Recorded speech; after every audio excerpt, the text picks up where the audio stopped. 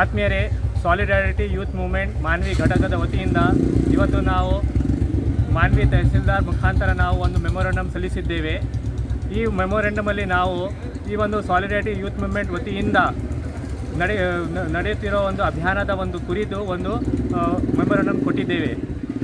ಆತ್ಮೀಯರೇ, ತಮಗೆಲ್ಲರಿಗೆ ಗೊತ್ತಿರುವ ಹಾಗೆ ಈ ವರ್ಷ 2026 ಮೇ ತಿಂಗಳಲ್ಲಿ ನಡೆದಿರುವ ನೀಟ್ UG ಪರೀಕ್ಷೆ, ನೀಟ್ ಅಂಡರ್ ಗ್ರ್ಯಾಜುಯೇಟ್ ಪರೀಕ್ಷೆ ನಡೆದಿರುವಂಥ ಈ ಒಂದು ಪರೀಕ್ಷೆಯು ಪ್ರಶ್ನೆ ಪತ್ರಿಕೆಯು ಸೋರಿಕೆಯಾಗಿರುತ್ತದೆ. ಈ ಪರೀಕ್ಷೆಯು ನ್ಯಾಷನಲ್ ಟೆಸ್ಟಿಂಗ್ ಏಜೆನ್ಸಿ NTA ನಡೆಸಿರುತ್ತದೆ. ಈ ಒಂದು NTA ಮುಖ್ಯ ಸಚಿವರಾದ ಶ್ರೀ ಧರ್ಮೇಂದ್ರ ಪ್ರಧಾನ್ ಅವರು ಈ ಒಂದು NTA ಶಿಕ್ಷಣ ಸಚಿವರಾಗಿರುತ್ತಾರೆ. ಇವರು ಈ ಒಂದು ಪ್ರಶ್ನೆ ಪತ್ರಿಕೆಯ ಸೋರಿಕೆಯನ್ನು ಇದರ ಕುರಿತು ಅವರು ತನಿಖೆ ಗೌರ್ಮೆಂಟ್ ಮಾಡಬೇಕು. ಯಾಕೆಂದರೆ ಈ ಒಂದು ಪ್ರಶ್ನೆ ಪತ್ರಿಕೆ ಸೋರಿಕೆ ಆಗಿರುವ ಕಾರಣದಿಂದ ಹಲವಾರು ವಿದ್ಯಾರ್ಥಿಗಳು, ಲಕ್ಷಾಂತರ ವಿದ್ಯಾರ್ಥಿಗಳ ಭವಿಷ್ಯ ಬಹಳ ಹಾಳಾಗಿದೆ. ಏಕೆಂದರೆ ಅವರು ಬಹಳ ಶ್ರಮಪಟ್ಟು ತಮ್ಮ ಈ ಒಂದು ನೀಟ್ UG ಪರೀಕ್ಷೆಯನ್ನು ಬಹಳ ಶ್ರಮಪಟ್ಟು ಅದನ್ನು ತಯಾರಿ ಮಾಡಿ ಬರೆದಿರುತ್ತಾರೆ. ಈ ಒಂದು ಅವರು ಆಸೆಯನ್ನು ಇಟ್ಕೊಂಡಿರುತ್ತಾರೆ. ಈ ಒಂದು ನೀಟ್ UG ಪರೀಕ್ಷೆಯು ಬಹಳ ಉತ್ತಮ ಅಂಕಗಳನ್ನು ಪಡೆದುಕೊಂಡು ನಾನು ಮುಂದಿನ ಭವಿಷ್ಯದಲ್ಲಿ ನಾನು ಡಾಕ್ಟರ್ ಆಗಬೇಕಂತ ಕನಸು ಇಟ್ಕೊಂಡಿರುತ್ತಾರೆ.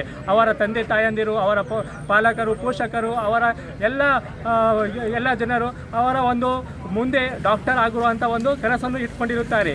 ಬಹಳ ಶ್ರಮಪಟ್ಟು ಈ ಒಂದು ಪರೀಕ್ಷೆಯನ್ನು ಬರೆದಿರುತ್ತಾರೆ. ಆದರೆ ಈ ಒಂದು NTA ನ್ಯಾಷನಲ್ ಟೆಸ್ಟಿಂಗ್ ಏಜೆನ್ಸಿ ಇದೆಯಲ್ಲ, ಇದು ಒಂದು ಅವರ ಕನಸುಗಳ ಮೇಲೆ ಕನಸನ್ನು ಹಾಳು ಮಾಡಿದೆ. ಏಕೆಂದರೆ ಅವರು ಒಂದು ಭವಿಷ್ಯವನ್ನು ಇಟ್ಕೊಂಡಿದ್ರು, ಆ ಒಂದು ಭವಿಷ್ಯ ಹಾಳಾಗಿದೆ. ಸೊ ಹಾಗಾಗಿ ನಾವು ನಮ್ಮ ಈ ಒಂದು ಸಾಲಿಡಾರಿಟಿ ಯೂತ್ ಮೂವ್ಮೆಂಟ್ ವತಿಯಿಂದ ಈಗ ಡೆಲ್ಲಿ ಮತ್ತು ದೇಶಾದ್ಯಂತ ಸೋನಮ್ ಅವರು ಕೂಡ ಒಂದು ರೀತಿಯಲ್ಲಿ ಉಪವಾಸ ಸತ್ಯಾಗ್ರಹ ಮಾಡ್ತಾ ಇದ್ದಾರೆ. ಈ ಶಿಕ್ಷಣ ವ್ಯವಸ್ಥೆ ಅಂದರೆ ನೀಟ್ ಪರೀಕ್ಷೆ ಬರೀತಕ್ಕಂಥ ವಿದ್ಯಾರ್ಥಿಗಳ ಭವಿಷ್ಯದ ಜೊತೆ ಚೆಲ್ಲಾಟ ಆಡಿದ್ರು ಅಂತೇಳಿ ಸೋನಮ್ ಅವರು ಸುಮಾರು ದಿನಗಳಿಂದ ಅಹೋರಾತ್ರಿ ಉಪವಾಸ ಸತ್ಯಾಗ್ರಹ ಜಂತರ್ ಮಂತರಲ್ಲಿ ಅವರು ನಡೆಸಿದ್ದಾರೆ. ಈಗ ಏನು ಸರ್ ಈ ವ್ಯವಸ್ಥೆಗೆ ಬಂದಿದೆ ಅಂದರೆ ದೇಶದ ಸುಧಾರಣೆ ಯಾವಾಗ ದೇಶದ ಸುಧಾರಣೆ ಈ ಒಂದು ಕೆಳ ಸ್ಥಿತಿಯಲ್ಲಿ ಬಂದಿದ್ದರೆ ಇದಕ್ಕೆ ಅದರ ಒಂದು ಪರಿಣಾಮ, ಇದರ ಒಂದು ಸೊಲ್ಯೂಷನ್ ಕೊಡಲೇಬೇಕು ಗೌರ್ಮೆಂಟ್. ಏಕೆ ಅವರು ಮೊಟ್ಟ ಮೊದಲನೇದಾರಿಗೆ ಅವರಿಗೆ ವಜಾಗೊಳಿಸಬೇಕು. ಆದ ನಂತರ ಅವರ ಒಂದು ಈ ಮುಂದಿನ ಒಂದು ಭವಿಷ್ಯದಲ್ಲಿ ಅವರ ಒಂದು ಡಾಕ್ಟರ್ ಎಕ್ಸಾಮ್ ಬರೆದಿರೋದರಲ್ಲ, ಅದನ್ನು ಅವರು ಉನ್ನತ ಸ್ಥಾನದಲ್ಲಿ ಅವರು ಸೀಟ್ ಸಿಗುವ ಹಾಗೆ ಅವರು ಗೌರ್ಮೆಂಟ್ ಇದರ ಒಂದು ಸಹಾಯ ಸೂಚನೆ ಮಾಡಿ ಅವರಿಗೆ ಗೌರ್ಮೆಂಟ್ ಸೀಟ್ ಕೊಡುವ ವ್ಯವಸ್ಥೆಯನ್ನು ಮಾಡಬೇಕು. ಹಾಗೂ ರಾಷ್ಟ್ರೀಯ ಶಿಕ್ಷಣ ವ್ಯವಸ್ಥೆಯಲ್ಲಿ ಹೊಣೆಗಾರಿಕೆ ಖಚಿತಪಡಿಸುವ ಕುರಿತು ಮಧ್ಯಸ್ಥಿತಿಗೆ ಮನವಿ. ನೀಟ್ UG ಪ್ರಶ್ನೆ ಪತ್ರಿಕೆ ಸೋರಿಕೆ, ಪರೀಕ್ಷೆಯಲ್ಲಿನ ಅಕ್ರಮಗಳು ಹಾಗೂ ರಾಷ್ಟ್ರೀಯ ಪರೀಕ್ಷಾ ವ್ಯವಸ್ಥೆಯ ಮೇಲಿನ ವಿದ್ಯಾರ್ಥಿಗಳ ವಿಶ್ವಾಸ ಕುಸಿಯುತ್ತಿರುವ ಗಂಭೀರ ಪರಿಸ್ಥಿತಿಯ ಕುರಿತು ತಮ್ಮ ತುರ್ತು ಮಧ್ಯಸ್ಥಿತಿಯನ್ನು ಕೋರಿ ಈ ಮನವಿ ಪತ್ರವನ್ನು ಸಲ್ಲಿಸುತ್ತಿದ್ದೇವೆ. ಲಕ್ಷಾಂತರ ವಿದ್ಯಾರ್ಥಿಗಳು ಸ್ಪರ್ಧಾತ್ಮಕ ಪರೀಕ್ಷೆಗಳಿಗಾಗಿ ಹಲವು ವರ್ಷಗಳ ಕಾಲ ಶ್ರಮಿಸಿರುತ್ತಾರೆ. ಅವರ ಕುಟುಂಬಗಳು ಸಹ ಅಪಾರ ಆರ್ಥಿಕ ಹಾಗೂ ವೈಯಕ್ತಿಕ ತ್ಯಾಗಗಳನ್ನು ಮಾಡುತ್ತವೆ.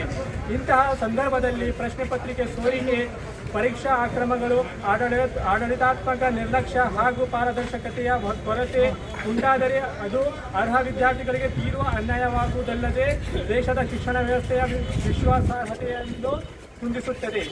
ಇತ್ತೀಚೆಗೆ ನವದೆಹಲಿಯ ಜಂತರ್ ಮಂತರ್ನಲ್ಲಿ ನಡೆದ ಉಪವಾಸ ಸತ್ಯಾಗ್ರಹ ಹಾಗೂ ಸಾರ್ವಜನಿಕ ಅಭಿಯಾನವು ಬಾಧಿತ ವಿದ್ಯಾರ್ಥಿಗಳಿಗೆ ನ್ಯಾಯ ಒದಗಿಸುವುದು, ತಪ್ಪಿತಸ್ಥರನ್ನು ಹೊಣೆಗಾರರನ್ನಾಗಿ ಮಾಡುವುದು ಹಾಗೂ ಪರೀಕ್ಷಾ ವ್ಯವಸ್ಥೆಯಲ್ಲಿ ಸಮಗ್ರ ಸುಧಾರಣೆಗಳನ್ನು ಜಾರಿಗೊಳಿಸುವ ಅಗತ್ಯವನ್ನು ಮತ್ತೊಮ್ಮೆ ಒತ್ತಿ ಹೇಳಿದೆ.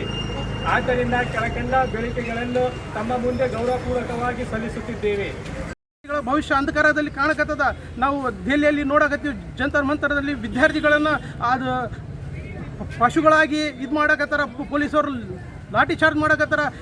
ಇವತ್ತಿನ ವಿದ್ಯಾರ್ಥಿಗಳು ನಾಳಿನ ಪ್ರಜೆಗಳು, ನಾಳಿನ ರಾಷ್ಟ್ರಪತಿ ಆಗ್ಬೋದು, IAS ಅಧಿಕಾರಿ ಆಗ್ಬೋದು, ದೇಶವನ್ನು ತಮ್ಮ ಕೈಯಲ್ಲಿ ಇದು ನಡೆಸ್ಬೋದು. ಅಂಥ ವಿದ್ಯಾರ್ಥಿಗಳನ್ನು ಇವತ್ತು ನಮ್ಮ ಕೇಂದ್ರ ಸರ್ಕಾರ ಅವರಿಗೆ ಒಂದು ಎಂಥ ಪರಿ ಟ್ರೀಟ್ ಮಾಡಕತ್ತದಂದರೆ ದೌರ್ಜನ್ಯ ಮಾಡಕತ್ತಾರ. ಅವ್ರ ಮೇಲೆ ಗ್ಯಾಸ್ ಗೋಲೆ ಹೋಗ್ಯಾಕತ್ತಾರ, ಲಾಠಿ ಚಾರ್ಜ್ ಮಾಡಕತ್ತಾರ, ಬ್ಯಾರಿಗೇಡ್ ಹಾಕಕತ್ತಾರ. ಈ ಪರಿಸ್ಥಿತಿ ನೋಡಿದರೆ ನಮ್ಮ ದೇಶ ಯಾವ ದಿಕ್ಕಿನಲ್ಲಿ ಹೋಗತ್ತಂತ ಅರ್ಥ ಆಗವಲ್ದು. ಇದೇ ಥರ ಇದ್ದರೆ ನಮ್ಮ ದೇಶ, ಈಗ ನಾವು ಭಾರತ ನಂಬರ್ 1 ವಿಶ್ವಗುರು ಅಂತ ಹೇಳ್ತೀವಿ, ಆದರೆ ವಿಶ್ವಗುರು ನಾವು ಎಲ್ಲ ಬ್ಯಾಕ್ವರ್ಡ್ನಾಗ ಬರಕತ್ತೀವಿ, ವಿಶ್ವದಲ್ಲಿ ಹಿಂದೆ ಬರಕತ್ತೀವಿ ನಾವು. ಈ ರೀತಿ ಆದರೆ ನಾವು ಮುಂದೆ ಹೆಂಗೆ ಬರೋದು ಸಾಧ್ಯ? ಅಲ್ಲ ಸರ್, ಏನಂತಂದರೆ ಈಗ ನೀಟ್ ಪರೀಕ್ಷೆಯಲ್ಲಿ ಅಕ್ರಮ ಆಗಿದೆ, ಆ ಪ್ರಶ್ನೆ ಪತ್ರಿಕೆ ಸೋರೆಯಾಗಿದೆ ಅಂತೇಳಿ ಒಂದು ರೀತಿಯಲ್ಲಿ ಆ ನೊಂದ ವಿದ್ಯಾರ್ಥಿಗಳಿಗೆ ಪ್ರತಿಭಟನೆ ಮಾಡ್ತಾ ಇದ್ದಾರೆ, ರಾಜ್ಯಾದ್ಯಂತ ಮತ್ತು ದೇಶಾದ್ಯಂತ ಮಾಡ್ತಾ ಇದ್ದಾರೆ ನಮ್ಮ ಭಾರತ ದೇಶದಲ್ಲಿ. ಈ ರೀತಿ ವ್ಯವಸ್ಥೆ ಬಂತಂದರೆ ಏನು ಸರ್, ಅಂದರೆ ಭವಿಷ್ಯ ವಿದ್ಯಾರ್ಥಿಗಳ ಜೊತೆ ಒಂದು ರೀತಿಯಲ್ಲಿ ಚಲಾಟ ಆಡ್ತಾ ಇದ್ದಾವೆ ಸರ್ಕಾರ. ಸರ್, ವಿದ್ಯಾರ್ಥಿಯ ಜೊತೆಗೆ ಚೆಲ್ಲಾಟ ಆಡೋಕೆ ಸಲುವಾಗಿ ನಾವು ಮಾನ್ಯ ಸಚಿವರು ಧರ್ಮೇಂದ್ರ ಪ್ರಧಾನ್ ಅವ್ರದ್ದು ಇಸ್ತೀಫಾ ಕೇಳಕತ್ತೀವಿ, ಮತ್ತು ರಾಜೀನಾಮೆ ಕೇಳಕತ್ತೀವಿ, ಮತ್ತು ವಿದ್ಯಾರ್ಥಿಗಳಿಗೆ ಯಾವ ವಿದ್ಯಾರ್ಥಿಗಳಿಗೆ ಅನ್ಯಾಯ ಆಗ್ಯದ ಅವ್ರಿಗೆ ನ್ಯಾಯ ತೋರಿಸ್ಕೊಡ್ಬೇಕಂತ ಹೇಳಿದ್ವಿ. ಮತ್ತು ಇದು ಏನು ನೀಟ್ ಸೋರಿಕೆ ಆಗ್ಯದಲ್ಲ, ಇದ್ರದ್ದು ನಿಷ್ಪಕ್ಷ ತನಿಖೆ ಆಗಬೇಕು. ಈ ತನಿಖೆ ಆಗಿ ಇದರಲ್ಲಿ ಯಾರ್ಯಾರು ಶಾಮೀಲಾಗ್ಯಾರ ಅವ್ರಿಗೆ ಶಿಕ್ಷೆ ಒದಗಿಸ್ಬೇಕಂತ ನಾವು ವಿನಂತಿ.